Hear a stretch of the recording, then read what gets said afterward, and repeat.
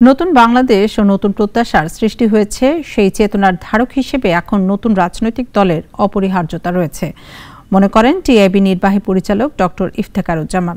আন্তর্জাতিক গণতন্ত্র দিবস উপলক্ষে এক অনুষ্ঠানে এই প্রত্যাশার কথা জানান তিনি। আরো জানাচ্ছেন মুনিয়া চৌধুরী। নতুন বাংলাদেশে গণতন্ত্র প্রতি বছর 15 সেপ্টেম্বর আন্তর্জাতিক গণতন্ত্র দিবস পালিত হয়ে আসছে।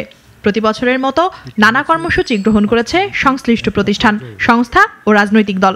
টিআইবি আয়োজন করে এক আলোচনা অনুষ্ঠানের, যার কেন্দ্রে ছিল তরুণদের গণতন্ত্রের প্রত্যাশা।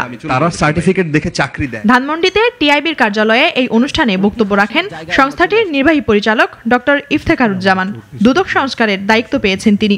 আলোচনায় তিনি প্রত্যাশা জানান তরুণদের নতুন রাজনৈতিক দল হবে। স্বৈরাচারের পতনটা ছিল একটা মাধ্যম, উন্নততর জায়গায় যাওয়ার জন্য একটা মাধ্যম, এবং সেই উন্নততর জায়গাটা হচ্ছে আমাদের নতুন বাংলাদেশের নির্মাণ করতে হবে, যার মধ্যে রাষ্ট্র সংস্কার এবং নতুন রাজনৈতিক সমঝোতা। আলোচনায় ছিলেন বৈষম্য বিরোধী ছাত্র আন্দোলন সমন্বয়ক হাসনাত আব্দুল্লাহ, আরিফ সোহেল, জাতীয় নাগরিক কমিটির মুখপাত্র সামান্তা শারমিন, সদস্য আরিফুল ইসলাম আদিব।